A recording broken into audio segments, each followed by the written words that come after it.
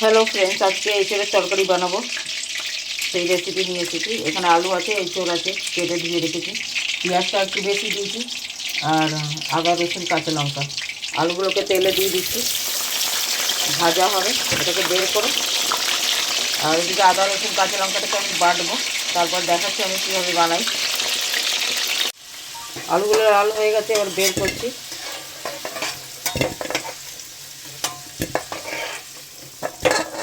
এবারে তেজপাতা দিলাম একটা, আর একটু গোটা জিরে।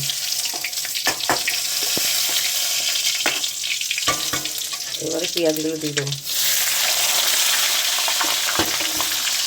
পেঁয়াজটা লাল করবো, তারপরে এঁচোড়টা এর মধ্যে দেবো, লাল করে ভাজবো।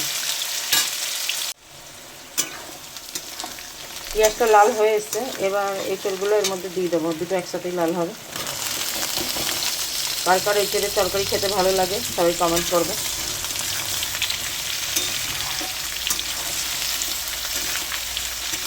এটাকে ভালো করে ভাজবো লাল করে আরও, তারপর মশলাগুলো দেবো।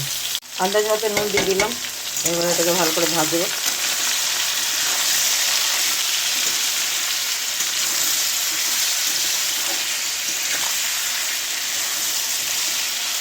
আর একটু ভাজা হবে, তারপর মশলাগুলো দেবো।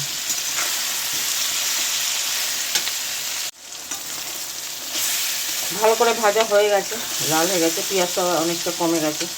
এবার মশলাগুলো দিয়ে দেবো। এখানে আদা রসুন কাঁচা লঙ্কাটা বেটে রেখেছিলাম, সেটা দিলাম। আর এখানে জিরে গুঁড়ো, লঙ্কা গুঁড়ো, হলুদ গুঁড়ো, আর একটু গরম মশলা, সবটা দিয়ে আবার ভালো করে এটাকে কষাবো। অর্ধেকটা কষানো হলে আলুটা এর মধ্যে অ্যাড করবো। এটা ঢাকা দিয়ে দিয়ে আর কি মশলাটা কষালে রান্নাটাও হয়ে যাবে, মশলাটাও হয়ে যাবে। মশলাটা দিয়ে একটু জল দিয়েছি, মশলাটা ধুয়ে এবার এটাকে ঢাকা দিয়ে দেবো। অনেকক্ষণ ধরে মশলাটাকে কষাচ্ছি, এবার আলুটা দিয়ে দেবো, তাহলে এঁচোড়টা গলে যাবে আর আলুটা শক্ত থাকবে। এবার আলুটা একসাথে দিয়ে এটাকে ভালো করে মিক্স করে আবার ঢাকা দিয়ে দেবো। হালকা আছে, এটা হবে অনেকক্ষণ ধরে।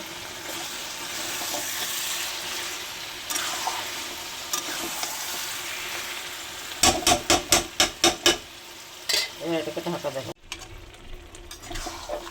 মশলাটা কষানো হয়ে গেছে, এবার একটুখানি জল দেব।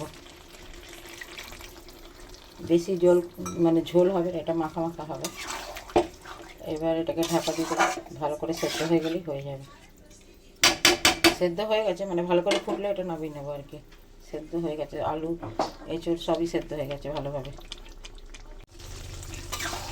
রান্নাটা হয়ে গেছে, এঁচোড়টাও সেদ্ধ হয়ে গেছে, পুরো গলে গেছে একদম, আলুটাও গলে গেছে।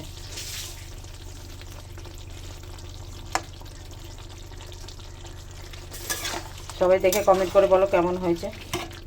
কার কার এঁচোড় আলু দিয়ে তরকারি খেতে ভালো লাগে সবাই কমেন্ট করে জানাবে।